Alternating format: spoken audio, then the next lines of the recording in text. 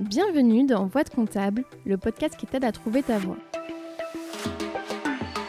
Nos invités ont un point commun, ils sont tous passés par des études de compta.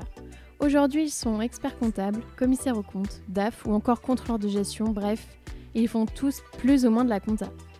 Eh bien en réalité, pas tout à fait. Certains ont même quitté les métiers du chiffre pour devenir prof ou monter une entreprise par exemple. À travers ces parcours, j'espère te montrer que non, en compta, il n'y a pas qu'une seule voie. Ce podcast est rendu possible grâce au label Copilote. Le label Copilote, qu'est-ce que c'est ? C'est une alliance de cabinets indépendants qui les accompagne dans leur développement RH, marketing, digital, commercial, bref, tout ce dont un cabinet entreprise a besoin. Récemment, ils ont lancé le Lab Recrute, un site sur lequel tu peux retrouver des cabinets labellisés Happy at Work. Si tu veux aller y jeter un œil, le lien est disponible en description. Bonne écoute! Bonjour Émilie. Salut Julie. Je suis super contente d'être avec toi aujourd'hui. On se retrouve au Sables d'Olonne où j'ai passé une semaine déjà un peu de vacances, mais j'en profite aussi pour tourner des podcasts. Donc si je t'explique un peu comment va se passer l'interview, on va remonter au tout début, nous dire la petite Émilie, comment elle était, qu'est-ce qu'elle voulait faire quand elle était petite. Ensuite, qu'est-ce qu'elle a fait comme études et puis en fait les premiers pas dans la vie professionnelle jusqu'à en arriver à là ce que tu fais aujourd'hui. Est-ce que tu peux du coup pour commencer juste nous dire qu'est-ce que tu fais là aujourd'hui avant qu'on remonte un peu dans le passé? Ok, alors là aujourd'hui je suis expert comptable mémorialiste, donc c'est-à-dire expert comptable stagiaire ancienne génération, parce que maintenant on utilise le terme mémorialiste. Je suis en troisième année, la troisième année qui va se terminer en décembre 2022, donc c'est-à-dire des épreuves, théoriquement des épreuves de DEC en mai 2023. Et à côté de ça, forcément, je bosse en cabinet d'expertise comptable, au cabinet Belle Eden, et je suis plutôt axée expertise comptable que audit. Et avant, c'était l'inverse, mais je pense qu'on reviendra dessus. Et tu as un petit projet aussi, enfin petit projet avec aussi le thème de ton mémoire. Voilà, c'est comme ça qu'on s'est connus d'ailleurs. Enfin, c'est comme ça qu'on a pu se rencontrer. En effet, on a lancé un podcast au sein du cabinet qui a deux objectifs. Un objectif lié au cabinet, c'est-à-dire développer notre image de marque à part entière, mais c'est également un objectif lié à mon mémoire parce que c'est mon thème de mémoire. Et qu'est-ce que c'est alors ? Le thème de mon mémoire ? Accroche-toi. Je l'ai écrit, c'est pour te dire, je ne connais pas encore par cœur.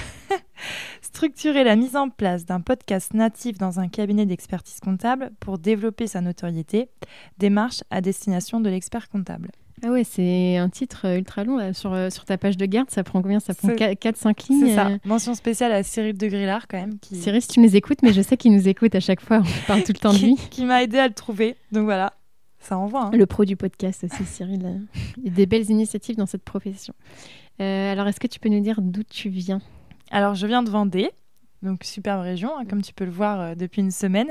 Est-ce que vous avez des spécialités culinaires en Vendée ? Mais bien sûr, la gâche vendéenne. Ah, c'est quoi ça ? C'est une brioche hyper beurrée, voilà, qui fait bien grossir. Les mojettes. C'est quoi ? Qui sont des haricots blancs. En fait, c'est des haricots blancs, des mojettes avec du jambon de Vendée. Le jambon de Vendée, c'est du gros jambon que tu fais cuire, qui est bien salé. Qu'est-ce qu'on a d'autre ? La trouspinette, c'est un alcool. Bon, ça, je suis pas fan. Mais voilà, déjà, gâche... Et tu manges ça la journée jambon, mojette et trouspinette, t'as déjà bien fait le tour, quoi. Oui, du coup, tu disais que tu venais de Vendée, oui, peut-être la ville. Exactement, alors... Exactement, je viens d'Avrier, c'est pas hyper connu. En plus, il y a 2 Avriers en France, donc là, c'est vraiment le Avrier 85. C'est une petite commune. Et ensuite, je suis partie travailler au Sables d'Olonne, mais je vis à La Roche-sur-Yon, qui est la capitale de la Vendée. C'est la grande ville. Comme tout le monde le sait. Donc ça, c'était vraiment là où t'es née, du coup, avec ta famille, t'es restée je suis toujours restée en Vendée. Mes parents sont vendéens, toute ma famille est vendéenne. J'ai fait mes études à Bordeaux. Mais au bout de 5 ans d'études, je suis revenue à la maison, au bord de la mer, et franchement, je ne m'en plains pas. Et tes parents, ils font quoi comme boulot, du coup ? Alors, mes parents, ils sont pharmaciens. Ils ont une pharmacie, alors là, à Grosbreuil. Voilà, ça fait envie. Et avant, justement, c'était à Avrier. Donc, j'ai grandi dans une pharmacie. Ma maison, en fait, était liée avec la pharmacie. Quand j'ouvrais un espace de stockage. C'est ça. Quand tu ouvrais la porte du salon, tu tombais dans le bureau de mon papa. Donc voilà, quand j'étais petite, j'étais dans les rayons avec les boîtes, les médocs et les tampons. Et forcément, je voulais être pharmacienne. Ah oui, bah, profession libérale déjà C'est ça. dans la famille. Voilà. Bon, du coup, c'est plus vraiment ça actuellement. Mais c'est marrant, il y a pas mal de personnes qui étaient dans le domaine médical ou qui voulaient être médecins, etc. et qui se reconvertissent un peu. Enfin, pas vraiment se reconvertissent, mais font le choix de la compta. C'est vrai qu'on a souvent l'image du médecin, chef d'entreprise. Ouais, c'est ça. Alors après, je pense que enfin, tes parents, c'est tes exemples. Donc, moi, je voulais faire comme eux. Je pense que je savais même pas ce que c'était ce métier. Et finalement, voilà, je voulais faire comme eux. Je prenais des feuilles, je tamponnais sur des ordonnances, des fausses ordonnances, et je voulais être pharmacienne. Et après, c'est au lycée, quand ça se concrétise, que tu découvres vraiment la physique-chimie, que tu découvres tout ça, que là, je me suis dit, ah, je suis peut-être pas faite pour ça finalement. Et puis quand tu sais pas forcément tout ce qui existe comme métier, si t'as qu'un exemple, tu te dis, bah, je vais faire pareil. C'est ça. Et puis, t'as l'impression que c'est le meilleur métier, c'est celui de tes parents. Donc, Surtout s'ils sont heureux de faire ça, qu'ils adorent leur métier. bah voilà, on en entendait parler matin et soir, parce que du coup, ils bossent ensemble. Donc, au repas du soir, on parlait encore pharmacie. Mais j'ai la chance aujourd'hui, du coup, d'être côté compta de pharmacie. T'as quand même... Ouais, t'as des pharmacies Ouais, j'ai dans des ton pharmacies. portefeuille. Et ça me tenait vraiment à cœur pour le coup. Mm. Et Ils sont pas clients du cabinet Mes parents Ouais. Non, voilà, Ouais, si vous dommage. m'écoutez. Et du coup, t'étais quel type d'élève quand t'étais... Alors, Petite. j'étais plutôt élève sage et studieuse. Bon, c'est ça d'être une fille. Je pense que Mm. t'étais pareil. Ouais, j'étais plutôt studieuse, un petit peu la cale, quoi. Et t'étais première de la classe Ouais, première de la classe. Alors, jusqu'au collège. Après, au lycée, c'était un peu plus dur. Et en études sup, bon, bah, non. Non, parce qu'après, il y a la vie sociale, tout ça. Mais ouais, j'étais plutôt très bonne élève. Et c'était quelque chose... Enfin, c'était de ton... Comment dire? C'était toi qui voulais être bon élève ou c'était mon tes plein parents gré. qui... Ouais, de ton Non, plein gré mes parents, ils nous ont jamais incité à bosser dur. Même d'ailleurs, on en parlait l'autre jour, mais les cahiers de vacances, moi, mon papa, il disait non, ça sort de question. Les vacances, c'est fait pour se reposer. Vous bossez déjà toute l'année. Et moi, justement, j'adorais faire des cahiers de vacances. Enfin, j'adorais bosser.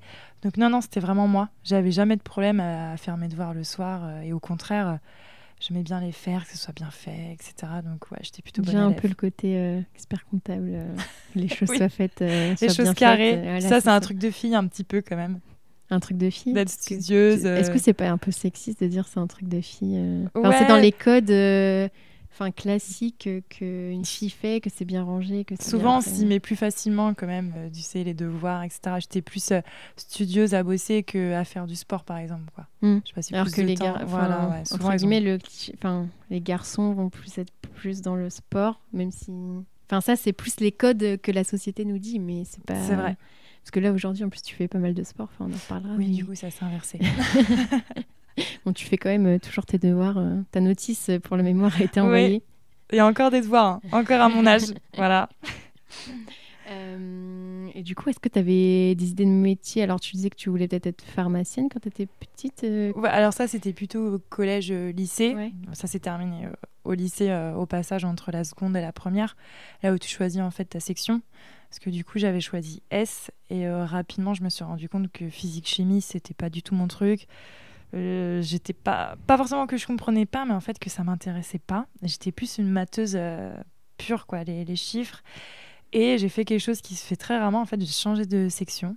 Ah ouais, Ouais. ok. T'avais Alors fait ça- première S et t'as C'est ça. changé. Alors, mais au tout début, au bout de 1 mois, j'ai changé de section. J'ai Ah pu oui, ok. changer. Je pensais Ouais. que t'avais fait première S et Non. après, genre terminale ES. Non, ça, je sais même pas si c'est possible Non, je pense d'ailleurs. pas. Ouais. Non, j'avais fait 1 mois en S et en fait, je me suis dit, c'est pas pour moi, c'est pas ça, je m'y retrouvais pas.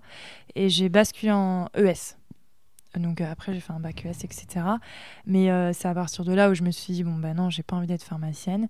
Sinon, quand j'étais toute Sinon, tu petite... pouvais pas avec un bac ES. Bah, je sais même pas si tu peux rentrer en fac de médecine. Bon, en tout cas, Ouais. tu rentres déjà avec un sacré boulet au pied, quoi. Et toute petite, je voulais être coiffeuse. Alors, toi qui es en train de voir mes cheveux au moment où je te parle, tu te dis peut-être, c'est quoi cette idée? Oui. Mais Bah non, ça, je voilà. trouve qu'ils sont très bien tes cheveux. Non, mais... Mais j'étais petite, je voulais être coiffeuse, voilà. Bon, et Puis finalement... les cordonniers sont souvent les plus mal chaussés. Voilà, merci. Des fois, il y a Merci, des Julie, experts pour- comptables. C'est pas que je critique ta coupe de cheveux, mais il y a des experts comptables qui disent ce que je déteste le plus, c'est faire ma compta. Exactement. Je déteste ça. Ouais. Non, mais voilà, c'était mon rêve de petite fille. Et puis après, pharmacienne. Et finalement, bon, c'est Mm. expert comptable plutôt. Et du coup, quand tu as changé de section, tu t'es dit, ouais, vraiment, ça me plaît plus tout ce qui est ES, économie, enfin, parce que c'est des matières qu'on n'avait pas avant. Ouais, après, c'est vague. Il y avait qu'une matière en fait que j'aimais, c'était les maths. Et c'était vraiment ma matière préférée. Du coup, j'avais déjà un peu ciblé ce que j'allais faire après le bac. Je savais que j'allais faire une licence d'économie. Donc, le prof de maths, en fait, me donnait des exos de première année de licence d'économie que je faisais en cours au lycée pour m'entraîner. Enfin, voilà. Franchement, j'étais captivée par les maths. Et le reste, je suivais, j'essayais de faire ce que je pouvais. Mais c'était vraiment les maths. Et comment ça se fait que tu voulais faire une licence d'économie? Parce que tu nous dis, oui, la matière que j'adorais, c'était les maths. Et pourtant, tu te dis pas, je vais faire une licence de maths, tu vois. Ah ouais, de maths. Tu dis une licence d'économie. Ouais, parce que j'arrivais pas à me projeter dans les métiers. Déjà, je me voyais pas prof, je me voyais pas dans tout ça. J'avais du mal à me projeter. Quand il a fallu choisir, tu sais, post-bac, là, je me souviens, j'hésitais entre avocat, expert comptable, etc. Donc déjà, j'avais... ou économie, gestion, tout ça. Voilà. Déjà, j'avais quand même une vision. Je savais que j'allais être dans ces professions liées un peu au monde de l'entreprise. Intellectuelle. Ouais, un peu, ouais. Guillemets, Mais je me serais pas vue prof de maths quand même. C'est plus, je trouve, les maths, c'est plus un esprit des fois. La logique. Je sais pas si t'es passionné de maths, mais c'est plus que une fois que t'as le truc, quoi, la logique, c'est que tu trouves ça plutôt facile en fait. Mais moi, c'était plus ça aussi. Enfin, j'adorais les maths et du coup, j'avais été en S et j'avais fait spé maths. Mais au final, la spé maths, je trouvais ça tellement déconnecté on faisait des matrices, des trucs, des modulos, je me disais mais je comprends pas. En plus, j'étais pas ultra de base genre sur les maths classiques, j'étais bonne, mais là, c'est des trucs tellement abstraits que je comprenais même pas pourquoi on faisait ça. Et du coup, c'est pareil, entre guillemets, j'étais bonne en maths, mais après, je m'étais dit justement métier en rapport avec les maths. Et pour moi, on pouvait être prof de maths ou mathématicien, et j'avais pas envie de faire ça. Ouais. Et du coup, j'avais vu que dans les métiers en rapport avec les maths, il y avait expert comptable. Et du coup, c'est comme ça qu'à la base, je me suis engagée dans le cursus. Mais tu vois, c'était le truc de... Ouais, j'aime bien les maths. Enfin, c'était plus la logique, quoi. Mais des maths pour faire des maths, pour calculer des trucs... Exactement comme toi. Tu sais même pas à quoi ça sert. C'est plus une logique que t'acquiers, je trouve. Que voilà. Mais pareil, on faisait des matrices, des choses comme ça. Mais ça m'a jamais servi. Tu sais même pas à quoi ça sert. C'est un peu le sens, savoir pourquoi tu fais les choses. On te dit juste de calculer la matrice de tel truc, mais pourquoi faire ça me servira à quoi de faire ça? Non, on le fait pas en tout cas au quotidien. Si ça peut rassurer ceux qui veulent faire. Oui, c'est parce qu'il y a des personnes qui se disent qu'il faut être très bon en maths et tout, alors qu'en fait pas forcément. Enfin, faut avoir de la logique. C'est ça. Mais après, entre les maths de S et ce qu'on fait, en compta, tu fais des additions, des soustractions, des divisions, des multiplications. Et encore, c'est ton logiciel, quoi. Ça dépend quand même sur les fichiers. Oui, les fichiers Excel, c'est pas forcément toi qui calcules à la fin de tête, mais en tout cas, il faut quand même comprendre dans quel sens il faut faire les opérations, etc. Et du coup, alors, donc tu avais fait tes choix post-bac et tu as été prise dans quoi? Tu as choisi quoi? Alors, j'avais choisi faculté d'économie. Alors, je me souviens, j'avais choisi 2 villes, La Rochelle et Bordeaux. Et au moment d'aller visiter La Rochelle, je me souviens, j'étais avec ma maman. Et on m'avait dit que le niveau de maths était facile. Et quand j'en avais parlé à mon prof de maths du lycée, il m'avait dit « Oh non, c'est étrange parce qu'en faculté d'économie, c'est poussé en fait les maths. » Et je me suis dit « Bon, ok, je pars dans la grande ville à Bordeaux. » Donc faculté d'économie, on était 900 le jour de la rentrée. Autant dire qu'il n'y avait personne de Vendée. Voilà, à Bordeaux, les gens... Ou peut-être qu'il y en avait, mais que tu ne savais pas. Ouais, voilà, mais souvent, en fait, quand de Vendée, souvent tu vas à Nantes ou au pire La Rochelle. Mais c'est vrai que Bordeaux, ça fait loin quand même. Et là, t'es lâché dans un grand bain, quoi. 900 personnes dans un grand amphithéâtre. Tu connais personne. En pleine ville, tu connais personne. Ça parle macroéconomie, microéconomie. Je serais incapable de te raconter ce que j'ai appris, parce que je m'en souviens même plus, tu vois. Et c'est hyper abstrait, du coup, la faculté d'économie. Au début, les 2 premières années, quand t'as pas encore choisi ta spécialité, c'est très généraliste. C'est encore, comme tu dis, les matrices de maths, t'en fais encore, quoi. Des choses qui vont plus te servir, mais bon. C'est formateur. Et humainement. En spécialité, tu peux avoir quoi avec une licence d'éco? Tes 2 premières années, elles sont générales. Et après, en fait, en 3e année, tu pars soit vers, je sais pas, CCA, marketing, etc. Contrôle de gestion ou justement compta, contrôle audit. Moi, j'avais pris celle-ci, CCA. Ok. La spécialité CCA en 3e année, ouais. Et du coup, t'étais quand même pareil, bonne élève ou c'était un peu moins bien? Alors là, il y a souvent les études sup, il y a la vie sociale qui commence quand même. Qui commence, c'est triste. Tu voyais personne avant. Non, mais si, mais là, voilà, t'as ton appart, c'est la grande ville, c'est les copains, les copines. Du coup, j'étais quand même la bonne élève du groupe. J'étais quand même voilà, celle qui bossait, qui allait à la BU, etc. Mais la tête de première de classe a été intouchable. Et je me suis dit, non, mais là, j'arrête. J'arrête la compète, j'ai pas le niveau. Et puis, enfin, voilà, j'ai essayé de bien bosser, mais à côté, j'avais quand même une vie sociale assez... une vie étudiante, quoi.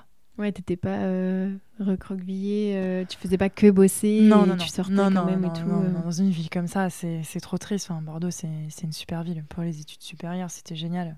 Et puis, tu rencontres plein de monde. Enfin, franchement, c'est génial. Après, j'ai validé toutes mes années sans souci, mais je jouais pas... Non, je pue la tête de liste, quoi. Et t'avais un stage ou pas à faire en L1 ou L2? Qu'en L3. Ton premier stage est en L3. Ouais, d'ailleurs, ouais, parce que sinon, c'est hyper dommage. Ouais, mais sinon, je pense que ça devrait être compliqué de trouver un stage quand t'es en L1, L2 déco, vu que c'est un peu généraliste. C'est hyper vaste. Hein. Franchement, maintenant, quand je vois ce que font les gens qui étaient avec moi en première ou deuxième année, on fait des métiers, mais hyper différents. Alors, quand L3, ton premier stage, et du coup, j'avais fait un cabinet... Et qu'est-ce qui a fait que t'avais choisi CCA? CCA, un peu par élimination. C'est horrible, hein, mais c'est vrai. T'avais, contrôle de gestion, j'arrivais pas du tout à me projeter. C'est vrai que tu connais pas trop, enfin, tu sais pas trop ce que c'est après tes études, le contrôle de gestion. Même maintenant. Mais en vrai, quand t'as jamais fait, genre t'as une vague idée, t'as vu les cours de la matière. T'imagines juste un tableau Excel pour les contrôleurs de gestion, désolé, mais c'est vrai que quand tu connais pas, tu penses que c'est ça. Et j'arrivais pas à me projeter là-dessus. Après, t'avais tout ce qui était plutôt marketing, etc., stratégie.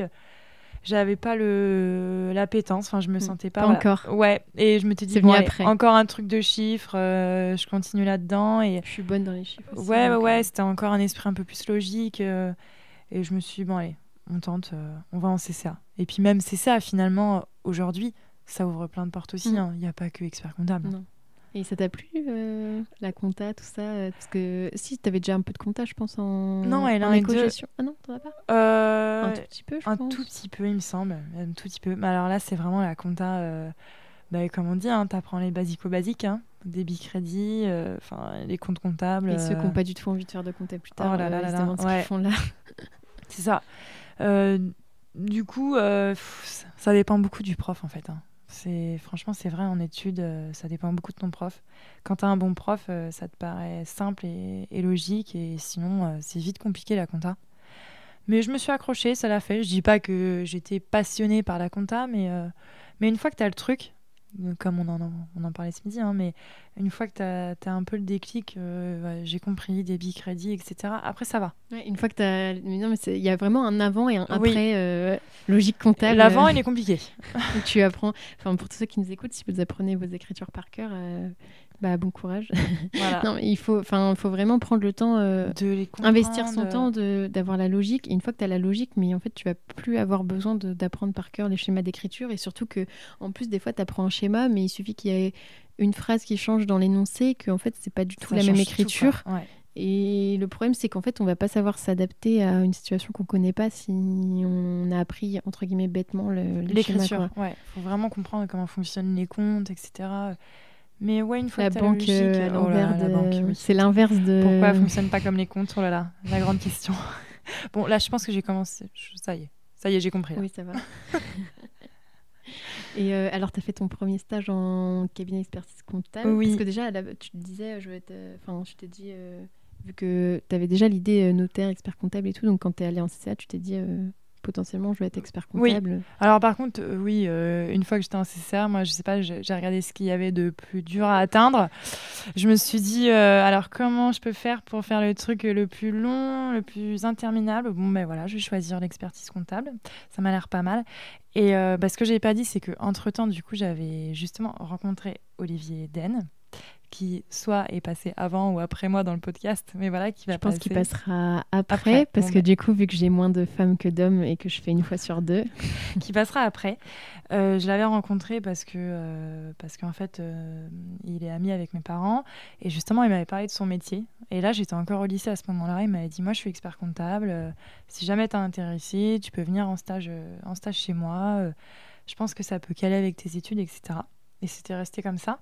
Donc mon premier stage, j'ai joué à la simplicité entre guillemets. J'ai été chez l'expert comptable de mes parents, qui est à La Roche-sur-Yon, dans un cabinet.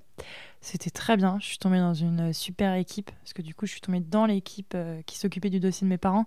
Comme ça, mes parents, ils les connaissaient déjà et ils étaient 3 dans le bureau et franchement, c'était génial. Si jamais vous m'écoutez, Franck, Simon, voilà, c'était un super stage. T'avais fait quoi? T'avais fait de la saisie? Oui. Alors du rapro, du pointage de balance. Tu comprenais pas trop ce que tu Je disais? ne comprenais rien. Mais ils étaient super sympas et pédagogues. Après, il me semble que c'était 1 ou 2 semaines. Hein. C'était vraiment très court. Hein. Ah oui. Oui. Mais celui de L3 était très court, ouais. Et non, c'était très bien. Au moins, ça m'a permis d'avoir une idée du métier et même, qu'est-ce qu'ils font concrètement au bureau, quoi. Bon, après, forcément, tu t'y connais rien, donc à part faire du pointage de balance, des choses comme ça, tu fais pas grand-chose. Hein. Mais là, tu t'es dit vraiment, ça me plaît de pointer des balances. Non, alors moi, j'ai retenu, tu vois, l'ambiance dans le bureau, voilà. C'est ce qui m'a marqué, qu'ils s'entendaient super bien et qu'il y avait une super ambiance. Non, mais ils avaient, tu vois, quand même des appels clients, la relation client, etc. Et je me disais, ouais, ça a quand même l'air sympa. Hein. T'es pas vraiment enfermé dans ton bureau comme tu peux l'imaginer, quoi. Il y a de l'interaction. T'es enfermé dans ton bureau, mais t'as des coups de téléphone quand même. T'as des coups de téléphone, t'as les collègues, t'as l'expert comptable. Voilà, c'est quand même un métier où tu échanges beaucoup, quoi. Et du coup, tu valides ta L3 CCA. Je valide ma L3.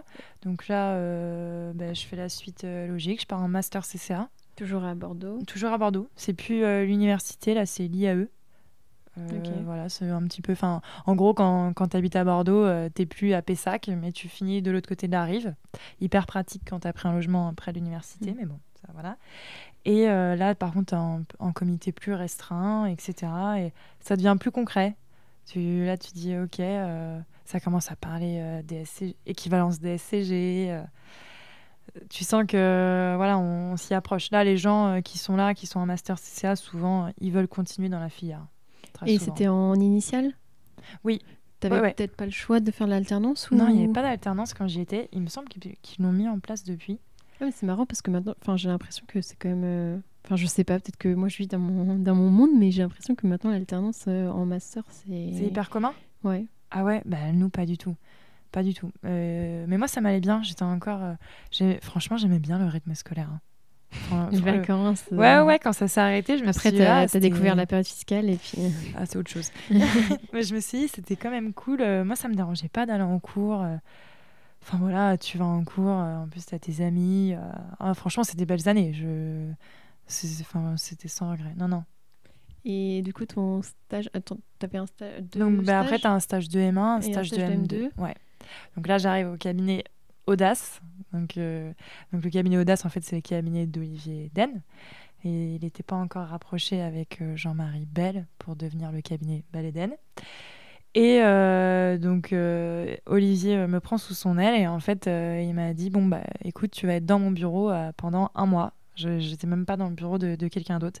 Il me mettait dans son bureau et en fait, il m'a amené partout. Il me faisait tout faire. Je me souviens des déclarations d'impôt sur la fortune. Enfin, on voyait tout, alors que voilà, c'était mon 2e stage, je ne savais rien faire. Et là, forcément, ça donne envie, hein. Quand tu suis l'expert comptable pendant 1 mois au quotidien. En plus, il te donnait des trucs un peu intéressants à faire, entre vraiment guillemets, bien. il t'avait pas mis à faire... Enfin, il y a un truc qui m'a marqué. Moi, j'adorais l'équitation et je me suis retrouvée à faire un audit contractuel. Donc, pour ceux qui connaissent pas, c'est pas un audit légal. Voilà, c'est un audit fait par l'expert comptable. C'était quoi? C'était audit d'acquisition ou Non, en fait, c'était pour un centre équestre qui allait pas très bien.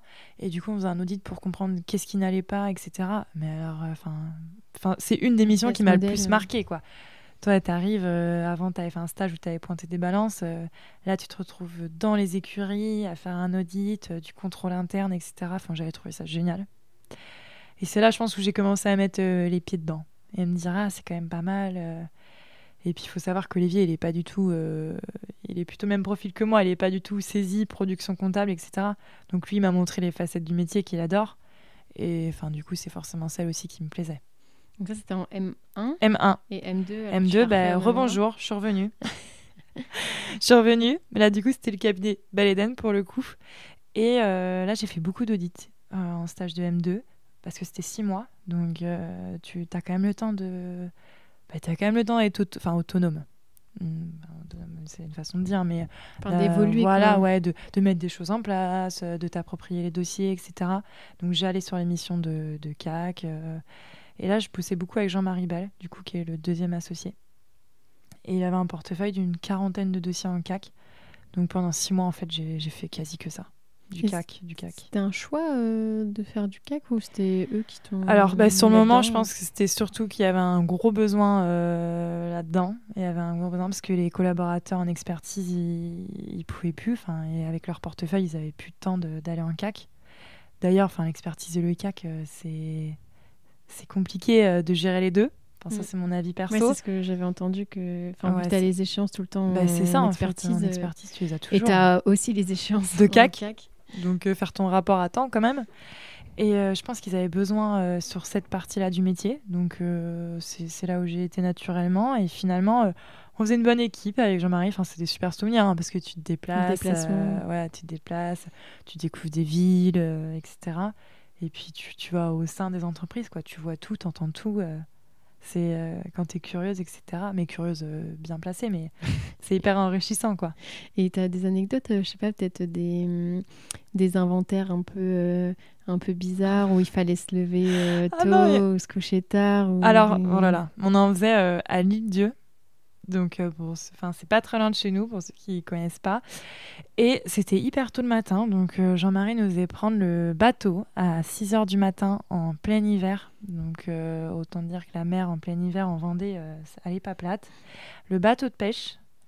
Donc, ça sent les poissons. Il est 6h du mat. Tu t'es levé à 4h du matin. La mer est un peu agitée. Tu as l'habitude d'être en tailleur, en truc. Et là, non, alors là, on s'habillait pas non plus hyper bien. Donc, ce que j'avais fait, c'est que j'avais la super idée de prendre du Mercalm. C'est un médicament quand tu as un peu le mal de mer.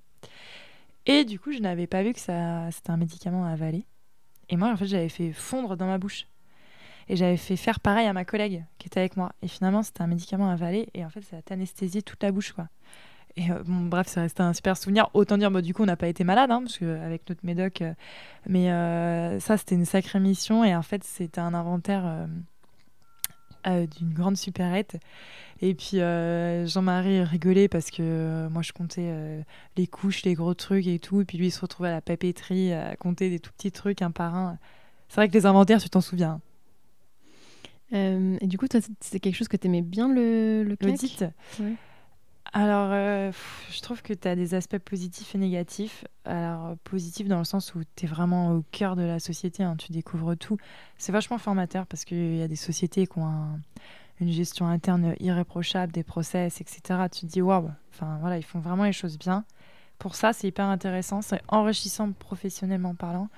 Par contre, ta mission à part entière, quand tu es dans une boîte qui tourne super bien, où il n'y a pas vraiment de choses, tu sais, à relever ou à modifier, ou voilà, c'est compliqué d'apporter de la valeur ajoutée, quoi.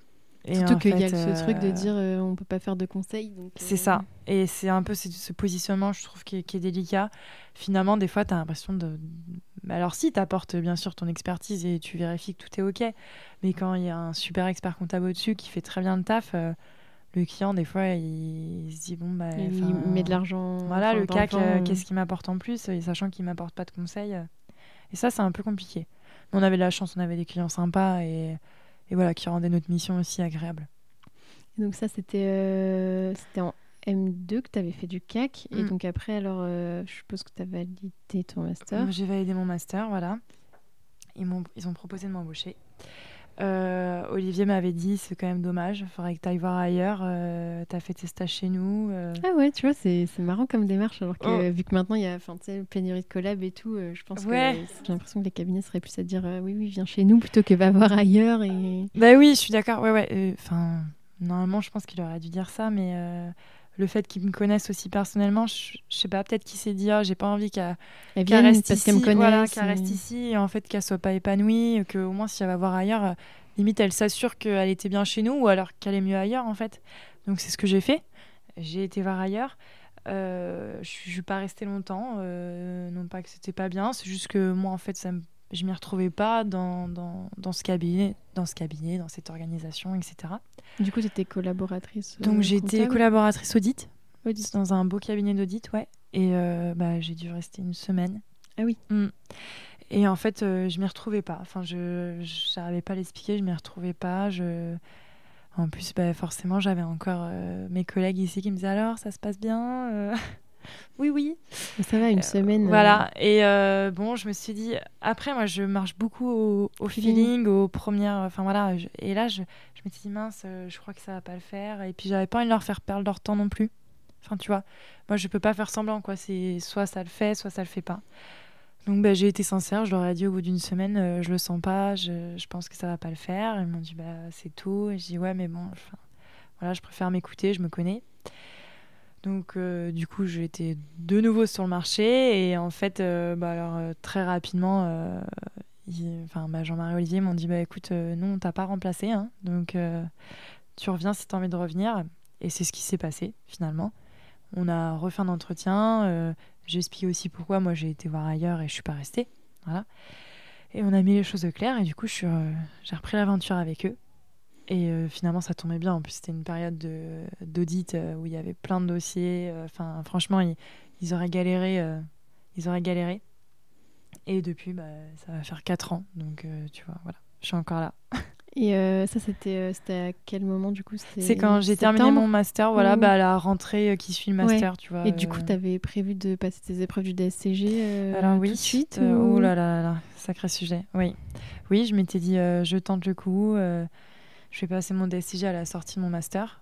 Parce que ce qu'il faut savoir, c'est qu'avec le master CCA, tu as toutes les équivalences, sauf... Et le sauf, il est important. L'UE1 et l'UE4, qui, pour les initiés, sont les meilleurs.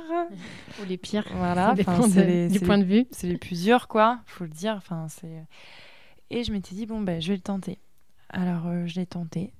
Ça a été un fiasco total. J'ai eu des notes, franchement, je sais même plus, mais j'ai dû avoir 5 ou 6 de moyenne, je crois. Enfin, sur les 2 épreuves. Enfin, franchement, c'était... T'avais pas trop préparé, peut-être? En fait, j'avais pas la bonne méthode. Et vraiment, il y a ça doit te parler, hein, il y a une question de méthode au DSCG. Et venant d'un master CCA, c'est quand même pas la même chose. T'apprends pas les choses de la même façon, t'as pas cette logique DSCG, DSCG, et je l'avais vraiment pas. Donc, quand j'ai vu mes résultats... T'étais déçue? Tu pensais que ça pouvait passer? Je l'ai hyper mal pris. Je dis que je voulais plus faire ce métier, que c'était horrible, que j'y arriverais jamais. Et je me souviendrai tout le temps. Jean-Marie m'avait laissé pleurer tout un midi. Et puis, après, il m'avait pris dans son bureau. Il m'a dit, bon, allez, tu vas faire une formation et ça va le faire. Une formation à distance. Du coup, c'était le CNAM que j'avais choisi. Tu vas faire ça le midi, le soir, et tu retentes l'année prochaine. Donc, au début, tu sais, quand tu as eu un gros échec, tu n'en as jamais eu dans ta vie, que tu avais toujours un peu des bonnes notes, c'était, faut l'avaler, quoi. Enfin, voilà, faut digérer. Et je me suis dit, bon, ok, je vais retenter l'aventure. Et donc, j'ai suivi une formation du CNAM à distance, qui m'a quand même vachement aidée. Et je me suis rendu compte, là, vraiment, que la méthode au DSCG, c'est juste... limite, je me demande si c'est pas plus important que tes connaissances, quoi. Ou c'est par exemple, tu faisais pas la méthode des cas pratiques pour le droit ou Voilà, je m'y prenais mal, vraiment. Et même en conso, etc., je pense que j'avais compris le mécanisme. Les tableaux en tête, que t'as pas fait, si t'avais fait les annales, tu sais, les tableaux qu'ils attendent et c'est ça. Les colonnes, qu'est-ce qu'il faut mettre dans... Mais sinon... T'as un mécanisme, mais c'était pas le bon, quoi, pour le DCG, DSCG. Donc, je l'ai repassé l'année d'après. J'avais fait la formation CNAM. En même temps, tu travaillais? Ouais, je travaillais. Donc, j'ai fait la formation CNAM. J'ai posé du sans solde en août pour faire une prépa à Paris en plein mois d'août. Et je les ai validées la deuxième année. T'avais quelle note alors? T'avais des bonnes notes? Des très bonnes notes ou... Non, j'ai pas eu des très bonnes notes. J'ai eu 13,5 en compta conso. Par contre, j'ai eu 7,75 en droit. Ah oui, c'était chaud. Ah oui. C'est pas passé loin. C'est pas passé loin. Mais c'est passé. C'est passé. Heureusement qu'il y a la conso. Hein. Donc là, tu sentais qu'il y avait encore un peu de maths derrière tout ça. Ah, le droit, c'était... En fait, moi, j'aime pas apprendre pour apprendre. Et là, c'est vraiment ce qu'il faut faire pour le droit, quoi. C'est du bachotage. Mais c'est pareil, moi, c'est ce qu'on disait avec Olivier tout à l'heure, où moi, c'était plus tout ce qui est les matières finance, contrôle, gestion et tout. Ça, j'ai des bêtes de notes, mais par contre, le droit à apprendre par cœur... Bon, je suis sûre que tu as une bonne note quand même. J'ai eu, je sais plus, j'avais eu 12 en compta et 11 en droit. Mais parce que justement, le droit, je me disais, je pense que je peux avoir 10 de moyenne au global, mais s'il y a une matière, je me disais, et en fait, je visais juste 6. En fait, du coup, j'ai bossé comme une malade le droit, juste parce que dans ma tête, vraiment, je visais 6, parce que c'était l'épreuve où je me suis dit, ça se trouve, je vais avoir 12 de moyenne et je vais avoir 5 en droit, quoi. Franchement, c'est hyper dur. le droit, il est hyper dur. Il y a franchement, il y a un nombre de... Après, ça dépend, tu vois, parce qu'il y a des gens qui sont à l'inverse de nous. Oui, sont, ouais, c'est vrai. qui Non, mais on n'est pas objective. Qui adorent le droit et qui sont moins doués, entre guillemets, dans tout ce qui est maths et tout. Donc, mais il y avait oh là là, je me rappelle tout ce qu'il fallait apprendre. Franchement, c'est une sacrée épreuve. Hein. Et quand tu la passes, quand tu obtiens le DSCG... tu travaillais, toi. Ouais, je travaillais. Et puis en fait, mais franchement, j'en ai des souvenirs, mais je peux pas en dégoûter, mais je me revoyais parce que du coup, à la fin, tu sors plus. Tous les week-ends, tu es en train de réviser ton DSCG, etc. Et ce qui est dur, en fait, quand c'est à la suite de ton master, c'est que limite, tu n'as plus personne avec toi dans l'aventure, quoi. Parce que les autres, ils ont déjà leur taf. Voilà, ils dans gagnent un master CCA, plutôt bien leur vie, voilà, ils sortent tous les week-ends. Je veux dire, on est 5 sur 20 à passer le DSCG, hein, et puis il n'y en a pas beaucoup, quoi. Donc, tu es tout seul dans ton aventure. Tout le monde à côté sort, profite, etc. Et je me rappelle tout le temps, j'avais tous mes amis qui étaient partis en week-end faire un grand trail hyper connu pendant tout le week-end. Et moi, j'étais chez mes parents, enfermée à réviser et je pleurais. Franchement, j'étais à bout du truc. Donc, quand tu l'as, tu dis, j'ai pas fait tout ça pour rien, quoi.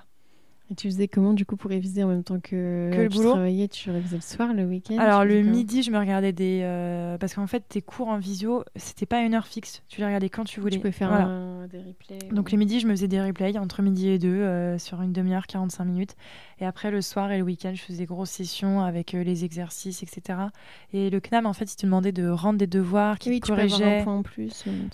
Alors ça, non. Mais oui, mais toi, dans tous les cas, c'était UE1 et 4, oui, donc de toute façon, ça, il n'y avait pas la dispense. Ouais. Parce que oui, pour ceux qui font que le CNAM, il me semble, il y a il y a ça. Je crois que si tu rends tes DS et tout dans les temps, tu as un point de bonification, mais là, de toute façon, toi, c'était UE1 et 4. Donc c'était pas possible, forcément.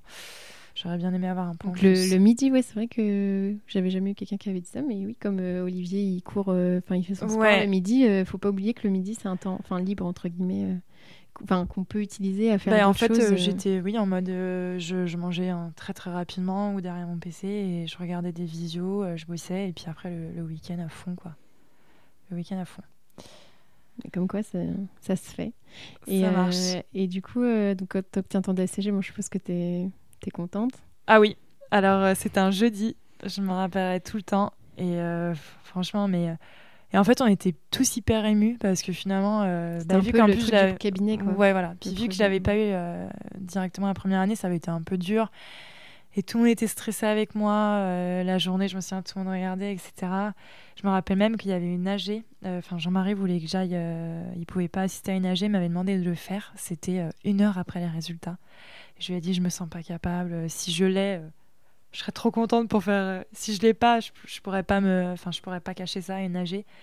Et du coup, j'avais trouvé quelqu'un pour y aller parce que je me sentais pas capable. Et en fait, quand j'ai eu, c'était génial. Et le soir, l'anecdote, c'est qu'en fait, on a tous été au restaurant et c'était un jeudi. En fait, on a tous fini en boîte de nuit pour fêter ça. Et franchement, c'était un super moment. Et du coup, tu t'es dit direct, je veux m'inscrire au stage ou... Oui, je pense que je l'ai fait dans la foulée. Enfin, forcément, j'en ai parlé avec Olivier, etc. Mais faut pas... Alors, surtout que... Alors, je sais plus à quel moment tu as les résultats. Tu les as mi-décembre par voilà, là, genre mais 16, une question 17, de date 18... alors, je sais que même si ton stage de DEC il commence au 1er janvier, tu as un petit delta. Oui, je crois que tu as 3 mois. Voilà, tu as un petit delta pour t'inscrire.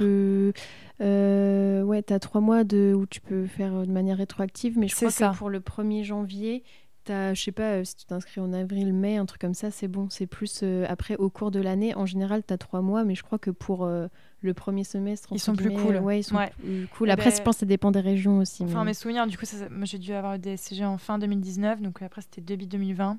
Je l'ai fait directement. Enfin, après, c'était quelque chose qui était acté. Voilà, ça avait été clair. Si j'ai mon DSCG, c'est pour aller jusqu'au DEC. Donc je l'ai fait, je me souviens que j'ai reçu le courrier où je pense que tu l'as eu, où il y a écrit que tu es inscrite à l'ordre. C'était le début du confinement, donc tu vois, 2020. Ah oui, c'était 2020. Ouais, ah oui, mais c'est vrai que 2020, oui, c'était le confinement, donc je revois le courrier où il y a ton prénom, il y a écrit que tu es inscrit à l'ordre des experts comptables. Du coup, là, tu étais fière. Là, tu es contente, hein, quand même. Bon, même si c'est que le début, mais tu te dis, ouais, tu es contente, quoi. Et alors, donc là, tu étais stagiaire. Est-ce que ça a changé quelque chose dans tes missions ou pas du tout ?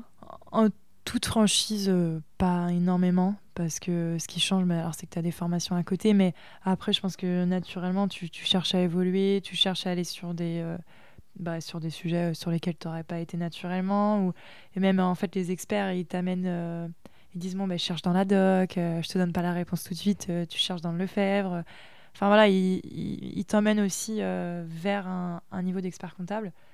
J'ai fait mes premiers rendez-vous prospects, tu vois, j'en avais pas fait avant, par exemple. Enfin, voilà, j'ai évolué. Mais je pense qu'un collab qui n'est pas expert comptable stagiaire, mais qui a la niaque ou qui a envie d'évoluer, il peut également faire des missions similaires à un expert comptable stagiaire. Hein. Enfin, après, c'est mon avis, mais ça change pas du jour au lendemain. Oui. Quand tu travailles, voilà, ta vie, elle a pas changé non plus. Hein. Ta signature mail a changé, ça, c'est voilà. Mais, ça, c'est un vrai... Est-ce que tu mets expert comptable stagiaire ou... Ouais, moi, je l'avais demandé. Je me suis dit, c'est...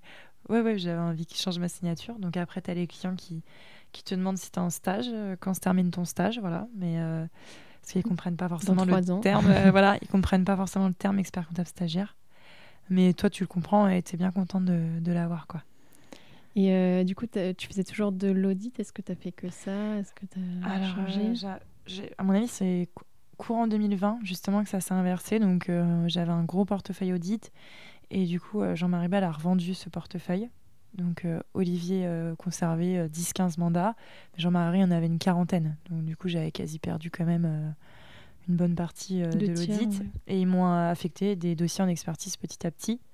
Au début, tu as un petit portefeuille. Et puis, bon, aujourd'hui, j'en ai 75. Mais t'en absorbes petit à petit. Et puis, après, tu gagnes en autonomie, etc.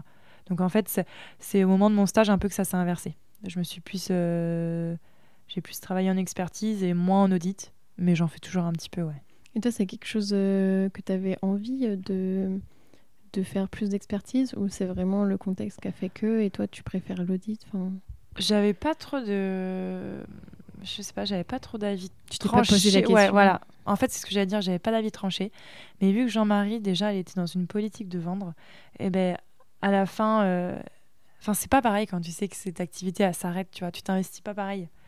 Donc, je me disais, bon, j'ai quand même hâte d'aller dans l'expertise où je sais que c'est quand même notre activité principale au cabinet. Et du coup, on développe des process, on s'intéresse au logiciel. Enfin, tu vois, on essaie de faire évoluer la chose. Quand on audit, j'étais toute seule avec Jean-Marie. À la fin, voilà, lui, il avait fait ses années en audit. Je pense qu'il n'avait pas envie de continuer encore de nombreuses années. Donc, moi aussi, je le ressentais un petit peu et j'avais hâte, tu vois, d'aller sur une activité un peu plus en plein développement où on essayait de faire évoluer les choses plutôt de manière positive, tu vois. Et au niveau de ton portefeuille expertise, je suppose que classiquement, tu fais des déclarations fiscales, etc.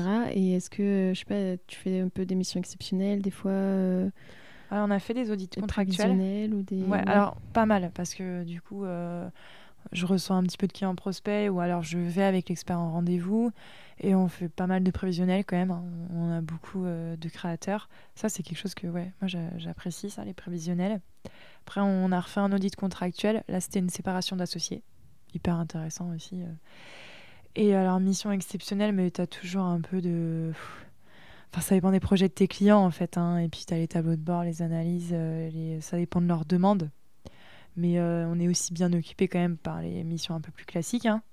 La période fiscale. La période fiscale, les bilans. Après, j'ai la chance de travailler en binôme. Et du coup, j'ai un super binôme. Et c'est quand même plus facile. Quand vous binôme, avez une organisation en binôme c'est nouveau. Enfin, on a fait ça il y a 1 an et ça fonctionne plutôt bien. Et moi, ça m'a changé la vie hein, parce que du coup, tu arrives à te dégager du temps pour faire des choses à un peu plus forte valeur ajoutée.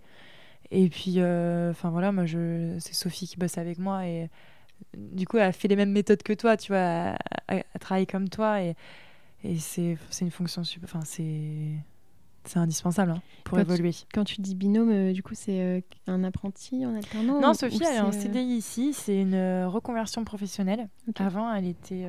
Oh là là, Sophie, tu m'en voudras, je sais plus. Je crois qu'elle était en Nouvelle-Zélande. Bon, si c'est pas ça, elle me le dira. Voilà. Et elle était plus dans le commerce, etc. Et c'est une reconversion professionnelle. Elle a 2 enfants. Enfin, Sophie, c'est la maman du cabinet, quoi. Et en fait, c'est super, elle est hyper carrée et tout ça. Alors là, quand le client n'a pas tout déposé, quand il y a beaucoup de lignes en 471, ça gueule, quoi. Du coup, vous avez un portefeuille toutes les deux? En fait, ouais, voilà. Elle me m'aide sur pas mal de mes dossiers. Elle, si tu veux, elle a quelques dossiers en direct, mais pas énormément. parce que du coup, elle travaille aussi beaucoup sur mes dossiers et sur quelques dossiers à d'autres collègues. Et donc, par exemple, elle va gérer les déclarations de TVA, elle va avancer un peu dans le bilan. Après, on va bosser ensemble sur le bilan. Enfin, voilà. On est à deux, quoi. Et ça soulage. Et donc là, toi, tu es en 3e année de stage, là. Donc, on espère que tu seras bientôt diplômée. Est-ce que tu sais ce que tu veux faire après? Est-ce que tu veux être expert comptable Après ou le pas? diplôme, Ouais. alors étonnamment, moi, j'ai du mal à me projeter. Enfin, j'ai du mal à savoir si je vais être expert comptable, salarié, associé en entreprise. Je pense qu'une fois que je vais passer ces épreuves et une fois que je serai diplômée, donc je ne sais pas quand, première chose, j'aurai envie de souffler parce que c'est quand même un investissement personnel. Faut le dire. Je ne sais pas si c'est pas forcément une difficulté intellectuelle, mais c'est plus un marathon. Un marathon, mais enfin un ultra trail, quoi. Enfin, c'est interminable. T'as l'impression que tu vois pas le bout. Donc, je pense que j'ai envie de souffler et justement faire le point sur ce que j'ai envie de faire, pas faire. Et puis après, j'ai aussi des projets perso. Enfin, un jour ou l'autre, j'aurais peut-être envie d'avoir une famille ou des choses comme ça. Donc, c'est vrai que j'arrive pas à me projeter. J'arrive pas à avoir des grands projets parce que déjà, je me dis, bon, ce diplôme, souvent les gens, ils croient que, tu sais, un peu comme les médecins, quand on est au bout de ses 8 ans, on est tous diplômés. Mais non, c'est pas le cas, hein. Il y a encore une marche avant le diplôme. Donc, déjà le diplôme. Et ensuite, je verrai. Parce qu'en Mais plus, on ne sait pas si on va l'avoir du bah, premier, c'est du ça. deuxième, du Enfin, troisième coup. ouais, c'est Si tu dur le de te repasses, projeter, des hein. fois, tu veux pas forcément le repasser à la session juste d'après pour pas bâcler le truc. Donc, tu C'est repasses ça, encore. Donc, ça exactement. décale de 1-2 ans, ça C'est se ça. trouve. Et puis, je trouve que du coup, enfin, moi, je peux pas penser à 50 choses en même temps, quoi. Je peux pas avoir 50 objectifs. Donc, l'objectif du diplôme. Et après, on verra. Mais tu vois, si déjà, tu es en train de te dire, ah ouais, puis il faut que je m'associe en septembre, machin. Et puis, Imagine. tu as tout prévu dans ta tête, tout le Ouais, chemin. Et puis, en fait, tu pas le diplôme. c'est ça. J'ai trop peur. Du coup, chaque chose en son temps. Je suis encore jeune.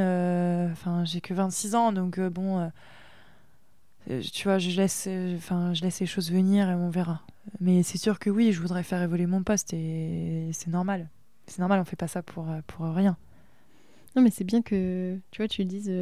Enfin, après, chacun, on a le droit aussi de savoir exactement ce qu'on veut faire et dans quel ordre et à quelle date et trucs. Mais tu vois, de dire, bah, je sais pas, mais c'est pas grave parce que de toute façon, mon objectif pour le moment, c'est ça. Et puis après, on verra, tu vois. Ouais, Juste c'est laisser ça. un peu porter. Et puis après, tu as aussi des projets perso aussi, tu vois, que peut-être que tu mets de côté parce qu'il y a les études, parce qu'il y a le diplôme. Mais tu dis, une fois que j'aurai plus cette pression, parce que c'est quand même... Enfin voilà, t'y penses, hein. Ben, peut-être que j'ai envie de me concentrer sur des choses que j'ai envie de faire depuis un petit moment, quoi. Tu penses à des choses en particulier? Enfin, je sais que tu fais beaucoup de sport. Ben voilà, il y a beaucoup de sport. Bon, bah, je le fais en parallèle déjà, hein. Je me permets. Enfin, justement, c'est indispensable. Là, j'aurais pas pu bosser sur ma notice de mémoire sans avoir le sport à côté. Enfin, enfin, bah, comme le disait Olivier tout à l'heure, hein, c'est limite une drogue quand t'es tombé dedans.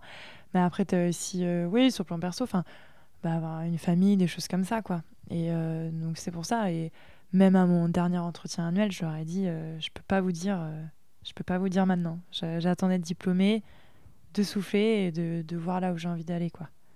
Et de faire ce que tu as envie de Ouais, mais je faire. préfère pas m'engager, tu vois, dans Oui. des gros projets. Alors De dire, oui, voilà, je vais m'associer. Et puis, en c'est ça. fait, ah bah non. Je reste poste ou alors j'ai envie d'ouvrir une antenne dans une ville, etc. Alors que peut-être qu'à ce moment-là, j'aurais envie d'avoir des enfants ou j'aurais envie de faire autre chose, tu vois. Je préfère rien dire et laisser faire les choses. Et au niveau du sport, tu dis que c'est super important pour toi, que c'est presque une drogue. Enfin, quel sport tu fais? À quelle fréquence? Est-ce que ça fait depuis longtemps que tu as fait? Alors depuis longtemps, non, parce que du coup, quand j'étais petite, j'étais plutôt une petite bouboule qui détestait le sport. Et quand j'étais au collège, je demandais des dispenses, oui, enfin, des mots là. des parents. Voilà, des mots des parents pour pas faire le sport. Et encore moins le cross, je trouvais ça horrible. Et en fait, maintenant, bon, bah, je cours tous les jours. C'est vrai?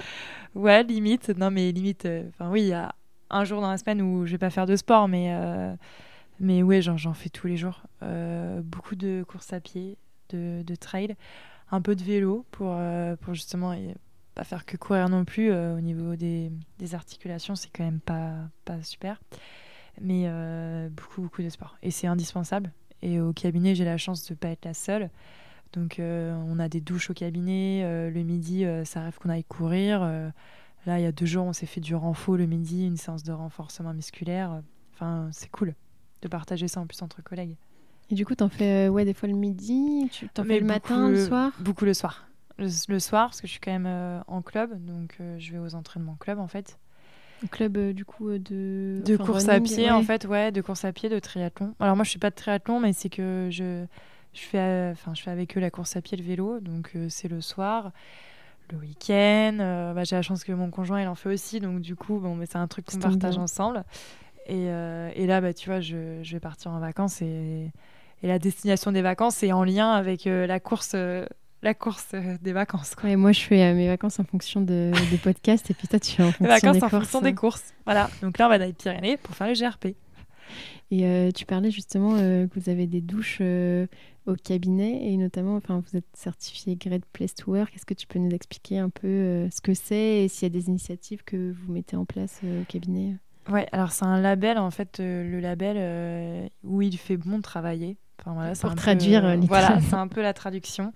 Alors pour l'obtenir, tu as un culture audit à faire. Ça, c'est Pauline qui s'en est chargée. Elle a fait un super boulot. D'ailleurs, je pense qu'il est disponible. À mon avis, il est en ligne sur LinkedIn. Celui que j'ai vu sur le site. Je sais pas, c'est un rapport avec marqué tout ce que vous faites. Ouais, en fait, c'est comme un gros PowerPoint, un gros rapport, voilà, qui retrace un peu toute notre histoire et tout ce qu'on met en place en termes de management de QVT. Et à partir de ça, tu as également en fait un questionnaire anonyme qu'on reçoit tous, qui est obligatoire, avec beaucoup, les questions elles sont pertinentes, elles sont quand même bien personnalisées. Ciblées, Voilà, exactement. Tout le monde y répond et en fonction de tout ça, alors je l'explique pas forcément hyper bien. D'ailleurs, Jean-Baptiste et Julien l'expliquent mieux dans l'épisode des Great Place to Work qu'on a tourné. C'est ceux qui ont créé le label. Alors il y a le directeur général et le responsable, donc voilà, de Great Place to Work France. Et nous, on les a interrogés là, dans le podcast, donc ils expliquent mieux que moi. Mais avec tout ça, en fait, voilà, t'es labellisé ou pas, et on l'a été. Et en fait, au cabinet, on est souvent connu pour avoir un peu un fonctionnement un petit peu, moi je dis atypique, quand même. Atypique dans le bon sens. Ouais, dans le bon sens. On fait des choses assez fun, on essaye de casser les codes. Vous faites un podcast. Voilà, on fait un podcast. Déjà, on fait un podcast et tu vois, on parlait de période fiscale et en fait, on rigolait du fait que personne parte au ski en période fiscale. C'est souvent ce qui est vrai en cabinet. Et du coup, un jour, on a dit, le ski va venir à nous. Donc, on est tous venus travailler en tenue de ski. On s'était maquillés pour faire les coups de soleil, etc. On a ramené les skis, les vrais skis, les vrais snows, etc. Et en fait, dehors, on a installé des tables avec des appareils à raclette. Il y a un DJ qui est venu et on a fait une journée ski. Mais on a bossé, on a fait du bilan la journée. Bon, on avait un peu chaud dans nos tenues de ski, mais... Et tu vois, on essaie de faire des choses comme ça pour qu'il y ait quand même une bonne ambiance et que les gens soient contents de venir bosser ici. Et un autre point, on en a parlé tout à l'heure, c'est la semaine de 4 jours et demi, qui, par exemple, moi, ça m'a changé la vie. Donc, du coup, en fait, on fait les mêmes heures. Donc, c'est combien, 35 ou 39 ? Nous, on a 37,5. Bien tenté, entre les deux. Coupe la part en deux. Nous, on a 37,5. Donc, en gros, on fait 37,5 sur 4 jours et demi au lieu de 5. Et on a une demi-journée de libre dans la semaine, qui est fixe pour des questions organisationnelles. Ils sont obligés. Et en fait, ça permet de gérer tous tes à côté un peu perso. Et puis tes rendez-vous. Exactement. Je peux te dire que quand tu as le mémoire et la notice, tu es bien contente d'avoir une après-midi de libre pour bosser. Du coup, moi, c'était dédié à ça. Mais chacun gère ça comme il veut et franchement, c'est génial. Et toi, t'as pris quel jour ? J'ai pris le jeudi après-midi. Alors, tout à l'heure, ça avait l'air de t'étonner. Ouais, parce que moi, je me suis dit, plutôt nul, le vendredi après-midi, oui. comme ça, on finit plus tôt, on a un week-end de 2 jours et demi. Mais... Ouais, non. Moi, j'aurais bien pris le mercredi après-midi, mais du coup, Sophie, qui est en binôme avec moi, a des enfants. Donc, forcément, c'était à elle de le prendre. Et je voulais pas le vendredi après-midi, parce que c'était pas non plus, tu vois, une journée dans la semaine comme ça, où tu pouvais souffler, etc. Et en fait, c'est plutôt bien, parce que... Quand tu commences à être fatigué, souvent, c'est au moins le mercredi, le lundi, mardi, c'est tout juste après le week-end.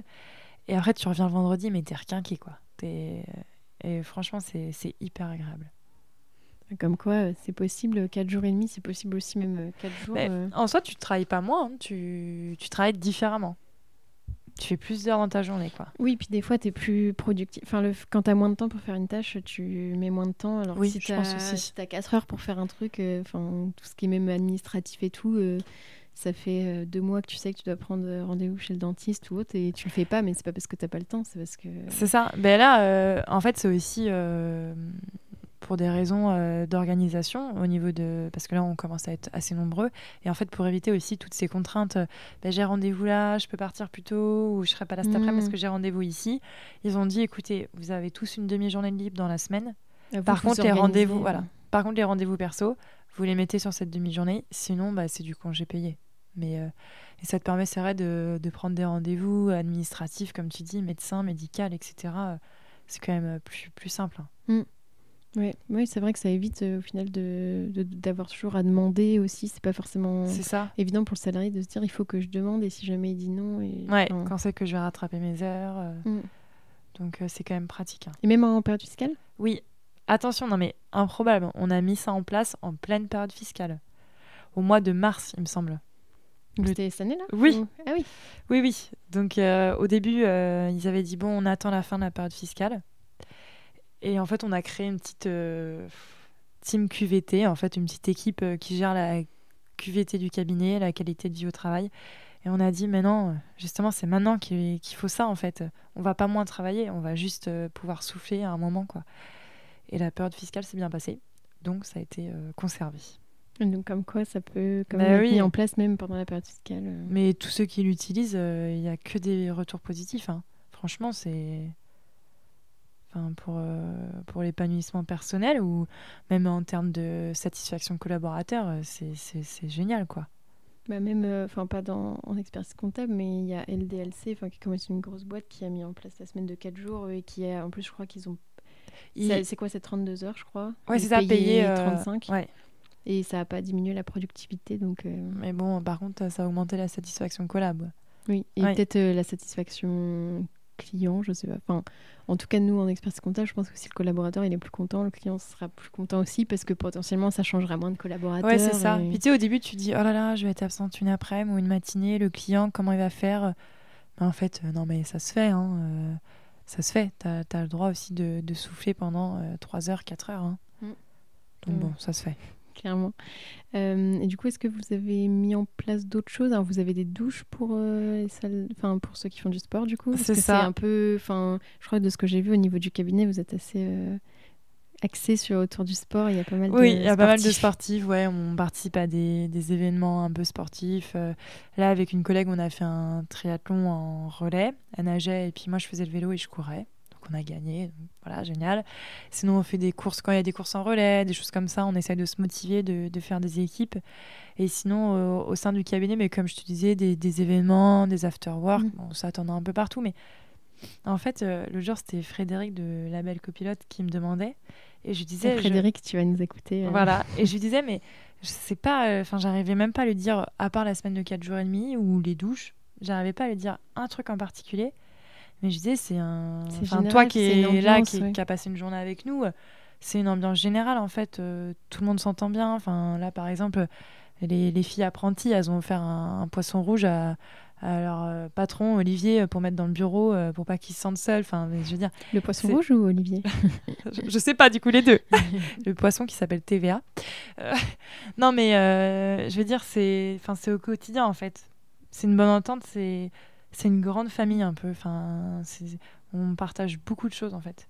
Et puis je pense que par rapport au questionnaire, du coup les réponses que vous avez données, ça compte, c'est un peu des notes et je sais pas, c'est des questions un peu genre est-ce que je me sens écoutée ou des choses comme ça. Est-ce qu'il y a des inégalités ? Est-ce qu'il y a des problèmes de management ? C'était des questions comme ça. Est-ce que vous vous sentez valorisé ?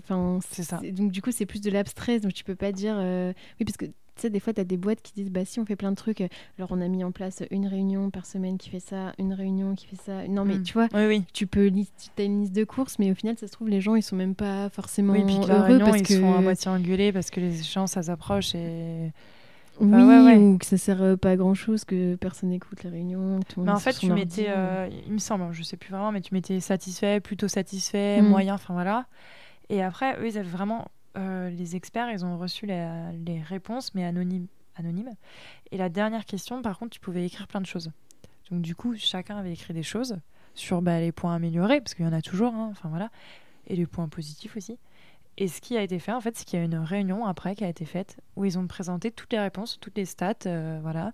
Et en dernier, toutes les réponses écrites des collaborateurs en disant pas qui a dit quoi. Et ils sont revenus en fait sur chaque remarque pour essayer de justifier, dire ce qu'ils pourraient faire, pas faire pour améliorer, etc. Donc tu vois, la démarche, elle a vraiment été jusqu'au bout en fait. Au-delà d'un label, justement, la semaine de 4 jours et demi, à part aussi de là en fait. À part aussi de ces choses-là, les gens demandaient du temps libre, etc. Enfin, ça a été vraiment une démarche complète. Et ça montre aussi une certaine transparence dans les valeurs. Oui. Ça, c'est, tu vois, parce que des fois, tu peux dire oui, on est transparent, mais dans la réalité, est-ce que c'est vraiment le cas? Et là, c'est une action qui montre qu'ils le sont. Mais tu vois, quand on te demande qu'est-ce qui te plaît ici, tu vas pas forcément y penser parce que pour toi, c'est entre guillemets normal. Et puis même de la part des experts, quand tu as aussi, du coup, il n'y avait pas que des remarques positives. Donc, moi, j'ai trouvé ça bien aussi que voilà, ils les affichent et en fait, ils reviennent sur tous les points au lieu de se dire, bon, bah ok, il y a des gens mécontents, mais bon, ça fonctionne, quoi. Mais non, en fait, ils prennent le temps aussi de voir ce que les collaborateurs ont à dire et c'est aussi ce qui fait que ici, les gens restent ou ici, les gens postulent, quoi. Oui, c'est ce que j'allais demander, du coup. Est-ce que... y a des difficultés de recrutement on touche du bois, mais pas trop. Pas trop pour l'instant. Ils recrutent assez facilement. Mais je pense que c'est beaucoup dû à la com. Et c'est vrai que les gens qui nous suivent, ils ont l'impression qu'ils nous connaissent parce que on nous voit en train de faire la cuisine, on nous voit en train de faire du sport, on nous voit... comme si on était... Une petite série, Ouais, comme une série ou une petite famille, quoi. Et ils ont l'impression, ça a l'air trop cool. Enfin, moi, très souvent, on me le dit, ça a l'air trop cool, vous faites des trucs cool. Au Covid, ils faisaient des apéros à questions en visio, Olivier, où il répondait à toutes les questions des gens sur les aides, etc. Enfin, voilà, on essaie vraiment de faire des trucs cool. Au confinement, on était passé dans le journal parce que on a mis en place les horaires aménagés.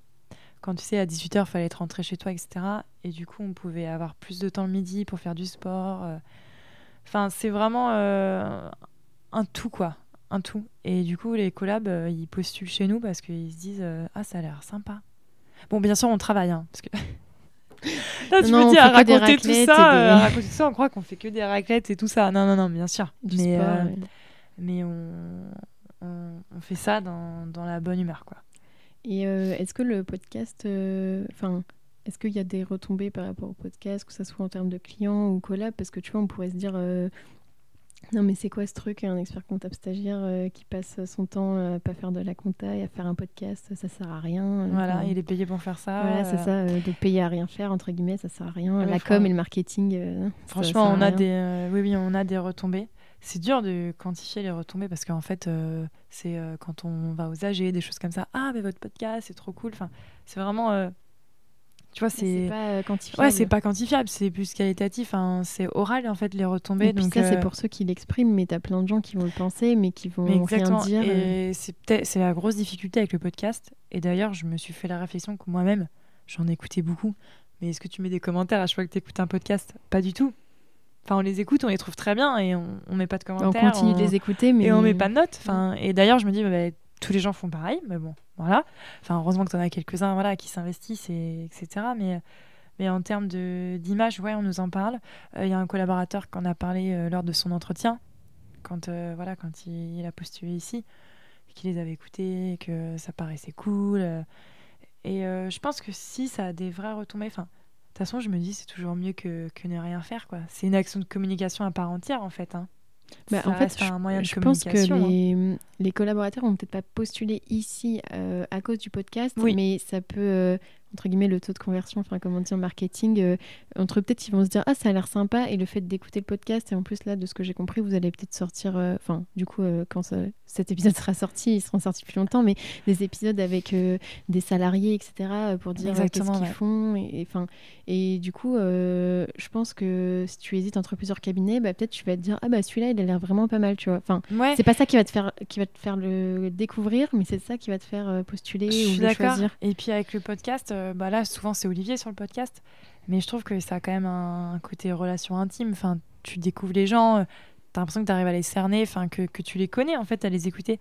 Et je me dis, avant de postuler quelque part, t'as quand même la possibilité de découvrir un petit peu ton futur patron à travers un podcast en fait. Ou tes collègues aussi. Voilà, et du coup si tu t'assimiles à lui, c'est plutôt bon signe. Et puis je me mets aussi à la place d'un collab.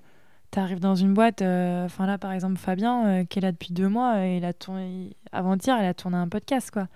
Bah c'est cool, tes collabs, enfin entre deux TVA, tu tournes un podcast, il y a pire en fait comme C'est métier. valorisant, Bah, oui. on te fait confiance. En termes de et tout. satisfaction, enfin c'est un exercice oral qui t'entraîne, enfin t'apprends à être à l'aise à l'oral, à t'exprimer, enfin je pense que il y a quelque chose à faire. Forcément, je suis persuadée, j'en fais un.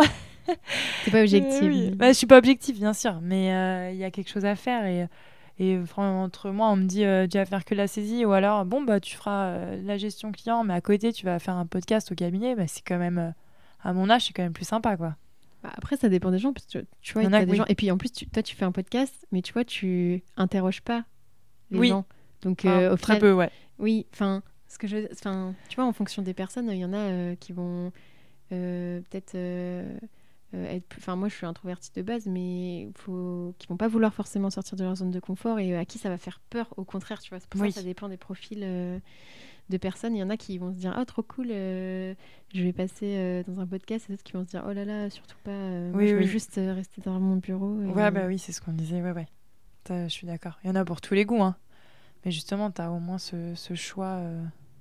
Et puis, enfin, non, c'est quand même une aventure, même en termes aventure humaine. Enfin, là, par exemple, on se rencontre, on passe du temps Non, ensemble, tu serais comme pas avec, rencontrés. mais voilà, comme avec les autres invités, etc. Tu découvres des choses. Même des fois, c'est tes clients et en fait, t'apprends des choses que tu savais pas, quoi. Tu Bah, découvres c'est ça, les gens, comme ouais. les épisodes. Bon, des fois, quand j'en écoute d'autres podcasts, en fait, bah, par exemple, celui de Nathan et Cyril, j'avais découvert des trucs sur Alexandre Hini au premier épisode, que j'ai déjà rencontré, mais que je connaissais pas, qui faisait du ping-pong, je savais pas. Ah oui, je l'ai écouté celui-ci aussi. Et tu vois, en fait, c'est marrant quand c'est des gens que tu connais dans la vraie vie et tu les écoutes raconter un peu leur histoire et tout, et que tu découvres des trucs que tu connaissais pas. Je trouve ça...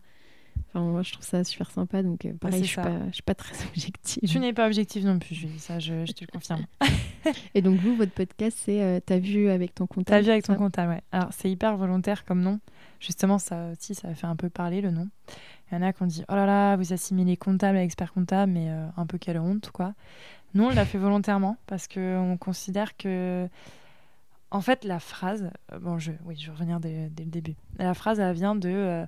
on a souvent les clients, en fait, qui nous disent « Ah, il y a mon pote, il m'a parlé de ça, il m'a demandé si j'en avais parlé à mon comptable. » Il y a toujours, tu sais, le copain qui a la super façon d'optimiser l'impôt sur le revenu, qui t'explique la vie, voilà. Et ben c'est toujours ça. Et on s'est dit, souvent les clients maintenant ils disent ah ben je vais en parler à mon comptable. Et ça vient d'ici. Et en fait, pour nous, il n'y a pas de dissociation comptable expert comptable. Enfin comptable c'est pas un gros mot, hein. Tout expert comptable a été comptable un jour dans sa vie, hein. Et il n'y a pas d'expert comptable sans comptable. Le client, il fait pas trop la différence. Et voilà. Des fois, il va dire expert comptable pour un collaborateur et des fois, il va dire mon comptable pour l'expert comptable. Exactement. Et en plus, c'est pas du tout... de la part du client, c'est pas du tout... il se rend pas compte, en fait. Il pense que c'est la même chose. C'est quelqu'un qui fait de la compta, quoi. Voilà, pour lui, exactement. Un comptable, c'est quelqu'un qui fait de la compta. Et on s'était dit, ouais, si on met vraiment... T'as vu avec ton expert comptable... Ça fait vraiment... Justement, à l'inverse, ça fait très... non, mais nous, on est des experts, on est au-dessus. C'est vraiment pas l'image qu'on voulait dégager. On voulait dégager quelque chose de familier, en fait, de quelqu'un qui est proche du client, même si l'expert comptable est super proche du client, mais le terme est un peu plus familier, en fait. T'as vu avec ton comptable. Ouais, les clients, ils vont plus facilement utiliser ce terme-là. Le mot comptable, en fait. Que expert comptable, c'est plus lourd, quoi. C'est ça. Que le titre est déjà un peu long. Enfin, c'est ça. Si tu rajoutes un mot... Et puis, comme il n'y a pas que des gens de la profession qui nous écoutent, bah, du coup, tu vois, c'est plus... Ça leur parle plus. Ouais, exactement. Plus qu'en public. Ouais, voilà, exactement. C'était plus le but. Mais bien sûr... nous, on sait faire la dissociation. Mais, et puis, d'ailleurs, c'est Olivier qui fait 90% des interviews et il est expert comptable. Mais lui-même... Des fois, il se fait appeler comptable. Voilà, lui-même était pour ce nom, t'as vu avec ton comptable. Et du coup, qu'est-ce que tu fais aujourd'hui au quotidien Est-ce que tu pourrais nous expliquer? Si je dois résumer un petit peu mes journées. Ouais. Alors, bon, là, c'est plus cool, parce qu'on est en plein été. Mais sinon, réellement, j'en ai... Alors, moi, je suis une lève tôt, donc je suis au cabinet assez tôt. C'est moi qui ouvre le cabinet tout. Quelle heure, 8h? Même un peu avant, hein. Ah oui? Ah oui, ouais. Ouais, 7h45, 7h50, en fonction de... Voilà. Et donc, c'est moi qui ouvre le cabinet tous les matins. Le matin, ma première chose, les mails, je check, je réponds et tout. Et après, c'est mon tic. Je prends tout le temps une feuille de papier tous les matins et je fais ma to-do list de la journée. Et je fonctionne comme ça. Ça m'aide, ça me cadre. Et comme ça, en fait, au fur et à mesure de la journée, je mets mes heures à côté. Forcément, on est dans un cabinet. Mais tu sais qu'il y en a qui font pas de gestion de temps. Ouais, bon, alors nous, on le fait quand même. On reste une entreprise, voilà, il y a la rentabilité, etc. Donc, je fais ma to-do list et ensuite, en face, je mets les heures. Quand j'ai fini un truc, je mets les heures, etc. Et ça peut être franchement un tas de missions variées. Enfin, on fait pas que des bilans, quoi. Voilà, justement, aujourd'hui, par exemple, ce matin, je fais un prévisionnel. Ensuite, il y avait le client d'une collab qui était en vacances, qui avait besoin d'informations sur une question un peu fiscale, etc. Donc, je me suis occupée de ça. Enfin, on fait vraiment un podcast. Tout. Voilà. Alors, souvent, du coup, la question est est-ce que je fais que ça ? Non, le podcast, je le fais sur ma pause du midi, généralement. Et un petit peu sur mon temps libre. Mais j'essaye de pas trop empiéter. C'est pas compris dans tes heures de travail ? Un petit peu, mais pas que. Ça serait pas gérable. Parce qu'en soi, mon portefeuille, il a pas changé, en fait, depuis qu'on a lancé le podcast. Donc, je le fais le midi, un peu sur mon temps libre. Des fois, ça dépasse un peu, mais j'essaye de pas trop dépasser non plus. Ça fait partie un peu de ton mémoire. C'est ça. En fait, c'est toute la difficulté du projet. C'est que autant c'est pro, autant c'est perso. Donc, faut savoir jauger. J'arrive à avoir la vision un peu pro. Enfin, tu vois, je mets quand même le temps que je passe dessus, etc. Parce qu'on fait quand même un tableau de suivi des temps avec voilà, combien ça coûte, etc. Mais après, il y a aussi de la recherche qui est perso. Donc, bon. Je fais un mix des deux, voilà. Et puis des fois c'est compliqué la frontière pro-perso parce que si tu écoutes un autre podcast qui va te donner une idée d'intervenant ou qui va te donner des idées de questions, de profil ou tout, est-ce que ce temps-là du coup c'est pro-perso ? Ouais, toute la difficulté du truc. Après je pense que c'est la difficulté de pas mal de gens finalement avec leur mémoire. Parce que très souvent, ton mémoire, normalement c'est quelque chose en lien avec ton expérience pro. Enfin, c'est ce qui te demande de faire quelque chose que tu fais... au quotidien, au cabinet ou pas voilà, ouais. Donc tu as toujours un peu cette tu vois, entre les deux. Donc j'essaye de faire comme ça et puis après l'après-midi on reprend l'émission. Enfin, on se déplace chez le client. L'autre jour on était parti faire une situation chez un client avec Olivier, enfin voilà, des choses comme ça. Et finalement ça passe plutôt vite, mais c'est des journées où tu fais de tout en fait. Et tu t'ennuies pas. Ça change tout le temps. Ouais, et puis tu t'ennuies pas franchement. Si tu t'ennuies, c'est qu'il y a un problème. Et qu'est-ce que tu préfères dans ton métier ? La relation client, la proximité client. Le client il a besoin de toi et tu lui rends un service. Il veut un prévu en urgence. Bon, tu trouves le temps, tu lui fais, puis après, tu as un droit à un mail. Merci pour votre activité, merci pour votre disponibilité. Là, tu as tout gagné, quoi. Enfin, je veux dire, et quand le client te dit merci... Ouais, quand un client te remercie pour ton taf, tu te dis, voilà, quoi. J'ai pas fait ça pour rien et il est reconnaissant et c'est le meilleur aspect, en fait, du métier, la relation avec ton client. La confiance qui s'installe et, en fait, pour lui, t'as un vrai pilier, finalement, dans l'aventure, quoi. Et il sait qu'il peut se reposer sur toi. toi. Les gens, ils se rendent pas compte, mais ils nous appellent pour un oui, pour un non. Enfin, on a un peu ce côté rassurant pour eux, quoi. Et c'est ça. Non, c'est pas la fiscalité. Qu'est-ce que t'aimes le moins alors ? Ce que j'aime le moins, comme tout le monde. Enfin, comme tout le monde. Non, peut-être pas, mais moi, c'est l'administratif, la saisie, les TVA.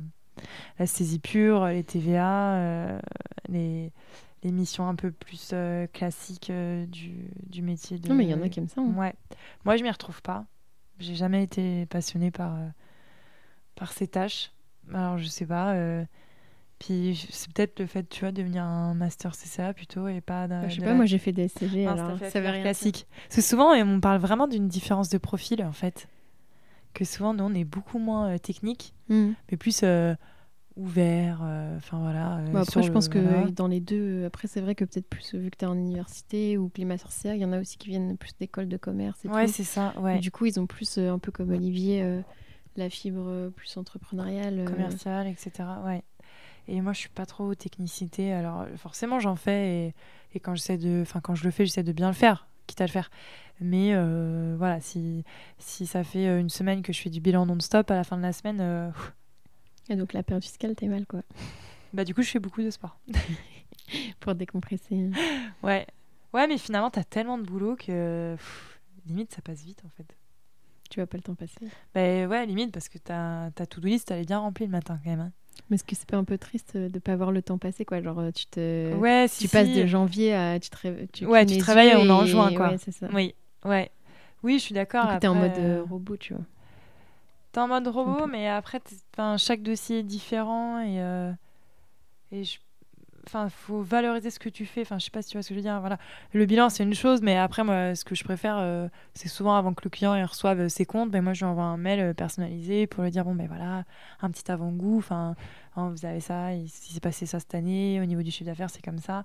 Et tu voilà. le préviens avant, Ouais. parce que tu sais, il y a plein de clients, des fois, qui reçoivent stressent, leur qui compte. stressent d'avoir le rendez-vous bilan ou quoi, parce qu'en fait, ils savent découvrent. pas s'ils vont être en positif ou en négatif. Ah non, mais moi, je me mets à leur place, j'aurais horreur de ça. Donc, du coup, avant qu'ils aient le mail en fait, avec la plaquette, ou voilà, mais je leur envoie un petit mail pour dégrossir, quoi. Déjà pour leur avertir le résultat. Et puis souvent, tu as déjà échangé avant, hein, mais pour leur mettre le résultat final, un petit mail, voilà, qui les rassure, quoi. Est-ce que tu es fière de ton parcours et pourquoi? Allez dire cette question, hein. Mais parce qu'en fait, fier, c'est un peu quand j'avais lu sur négativement, alors qu'en soi, il n'y a rien de mal à être fier de soi. Oui, il n'y a rien de mal, mais déjà, je pense... Moi, mes parents ne m'ont pas éduquée comme ça, à être fière, ou tu vois... voilà. Moi, je sais qu'on m'a appris à rester humble, et en plus, c'est marrant que tu me demandes ça, c'est que hier, j'ai dit à mon conjoint, et c'est marrant, en soirée ou avec des amis, tout le monde me parle de mon taf ou de ce que je fais. Et limite, t'as envie de dire, mais je comprends pas pourquoi tout le monde me parle de ça. Enfin, nous, c'est notre quotidien, et voilà. Et il me dit, mais parce que c'est quand même dingue de faire ça. Et je me dis, mais je sais même pas si on... Moi, je trouve pas. Enfin, je veux dire, je trouve que ce que je fais, c'est pas plus dingue que tout autre métier, quoi. Tous les gens ont du mérite, voilà. Tous les gens ont du mérite, voilà. Nous, on est dans les chiffres, bon, c'est super, mais il y a plein de métiers qui méritent d'être connus aussi. Donc, j'arriverai pas à dire fière. Après, je sais que je fais ce que je peux pour y arriver, et que quand j'arriverai au bout, je me dirai, waouh, ça atteint, tu te diras quoi. pas que t'es fière de toi quand tu auras ton Ouais, bon, peut-être, ok. Une fois diplômée, peut-être. Mais tu vois, limite, ça me gêne quand les gens me parlent de ce que je fais.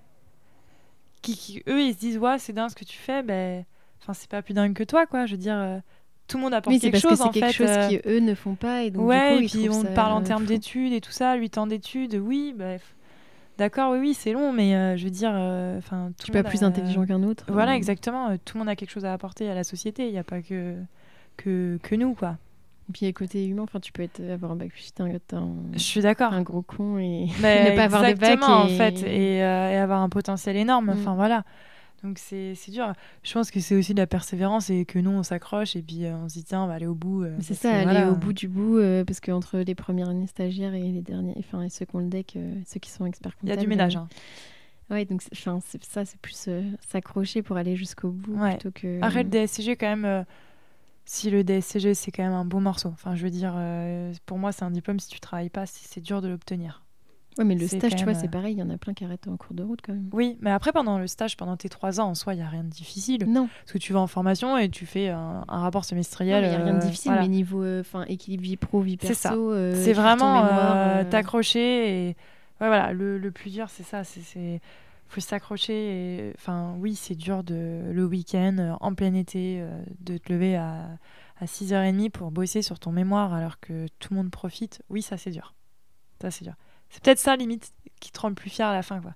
C'est de te dire, waouh, j'ai fait toutes ces concessions. Oui, parce que si tu fais tout ça et que tu l'as pas, là, tu te remets en question. Ouais, c'est dur. Est-ce que ça vaut le coup? Est-ce que je le repasse ou pas? Ouais, et puis tu te dis, tout ce que j'ai loupé, en fait. Tu loupes forcément des choses. Tu es obligé de faire des choix. Au bout d'un moment, tu peux pas être partout. Donc tu te dis, waouh, toutes ces concessions que j'ai faites pour qu'au final, j'y arrive pas forcément. Ouais, ça, c'est dur. Mais faut remonter en selle, comme de toute façon toi t'as déjà eu le cas au DSCG, alors j'espère pas le revivre, mais bon. Non. Mais ouais, faut être bien accompagné.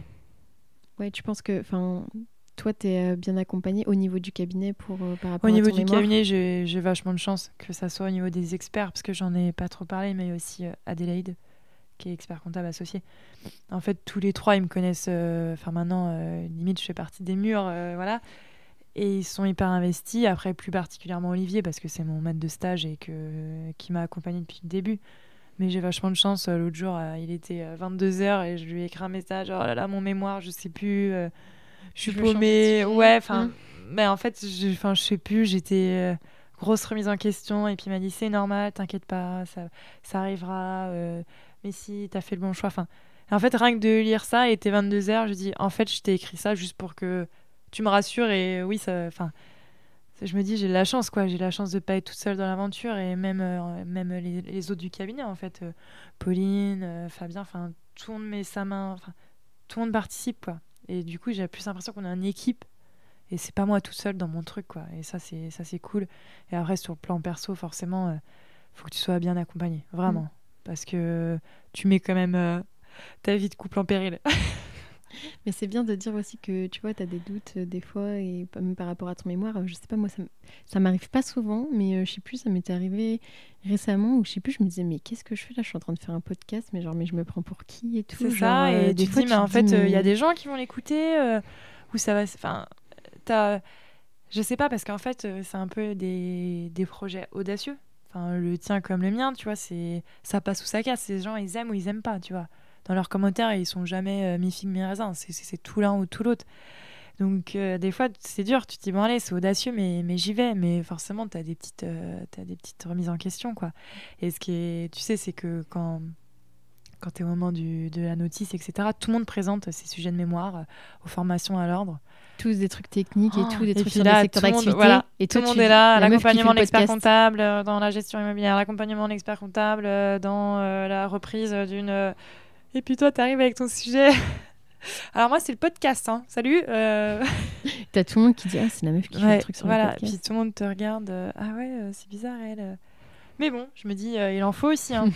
Il en faut aussi des gens comme ça, hein. Peut-être que ça donnera C'est des l'avenir de idées la profession. Enfin, à d'autres personnes de faire des podcasts aussi bah, pour leur c'est ça. cabinet et tout ça, quoi. Ouais, c'est ça. Et puis je me dis, il faut aussi un petit peu casser les codes, enfin faire des sujets novateurs un petit peu. Sortir sa zone de confort. C'est ça. Et du coup, au niveau de ton équilibre vie pro, vie perso, alors comment tu gères? Tu disais que toi, tu étais plutôt une lève tôt. Ouais, une lève tôt. Du coup, forcément, je suis pas trop une couche tard. Du coup, tu pars tôt du boulot ou... On a la chance, franchement, et on finit pas tard. Alors, ça va en choquer. Ça veut dire quoi, pas Ouh là tard? là, je sais pas ce que ça va en choquer certains, je pense. Moi, je pars vers 17h45 du bureau, quoi.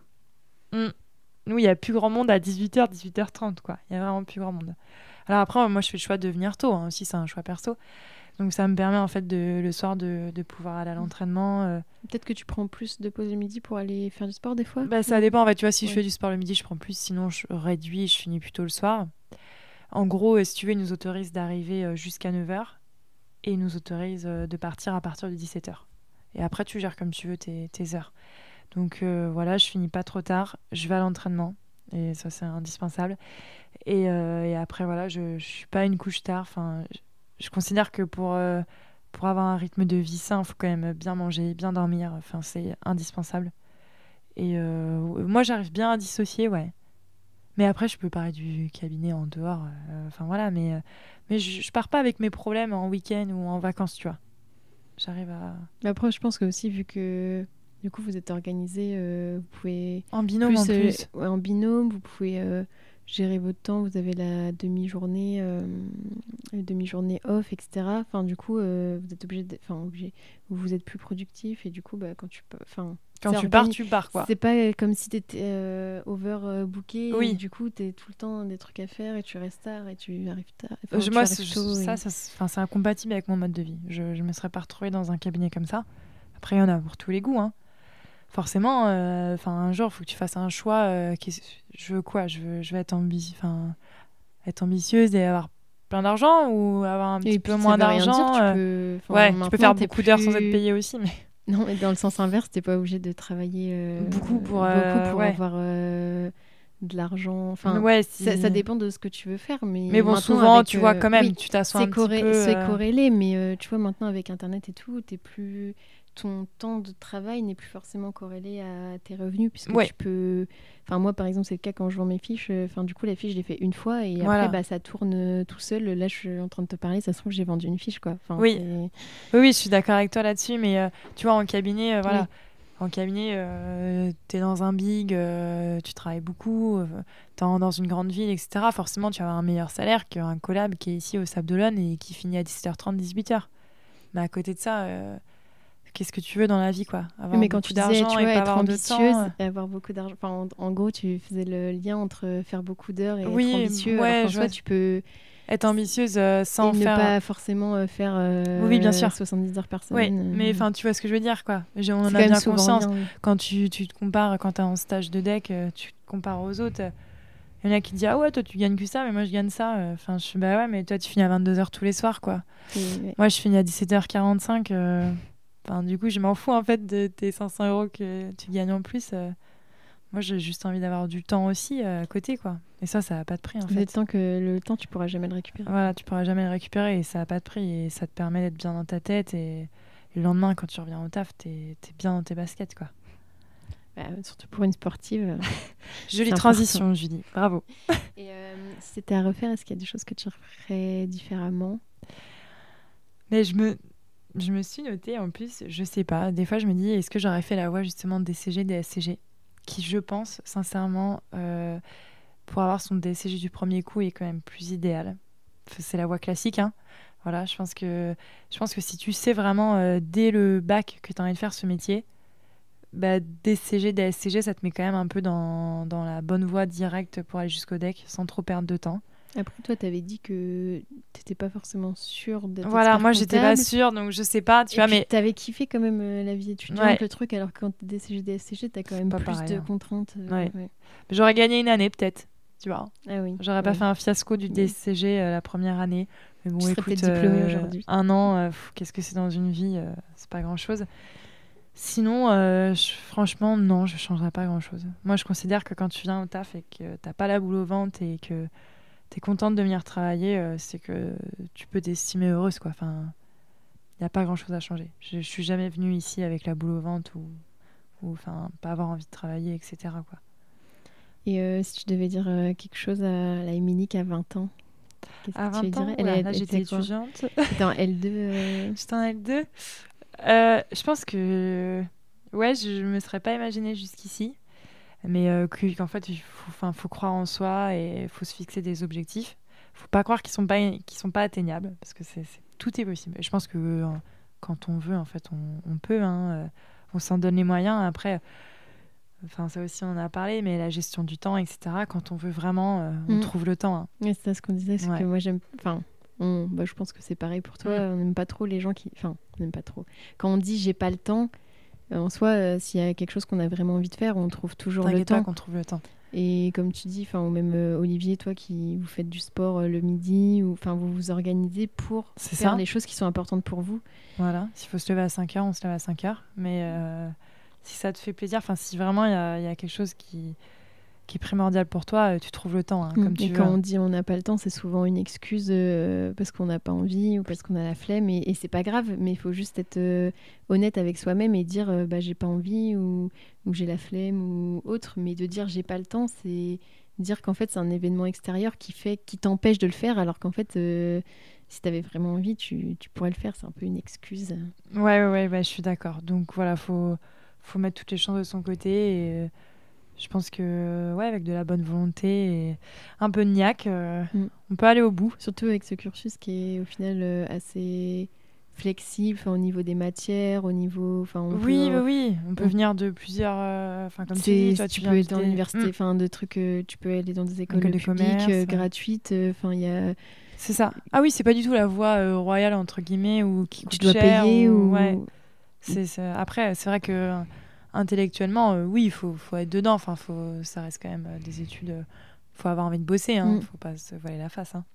Ouais, mais c'est vrai que des fois, on me demande, tu vois, est-ce que c'est dur et tout. Mais moi, de ce que j'ai vu, dans toutes les personnes de mon entourage, toutes celles qui étaient sérieuses, elles ont toutes eu leur diplôme du premier coup. Il y en a qui les ont pas eu, mais c'est parce qu'ils n'étaient pas ultra sérieux non plus. Et que, voilà, tu peux te louper à une matière. Mais globalement, si tu es sérieux, que tu bosses régulièrement, il n'y a pas de raison. Donc c'est ça qui est bien aussi quand même dans ce cursus, c'est que ça peut t'amener à faire...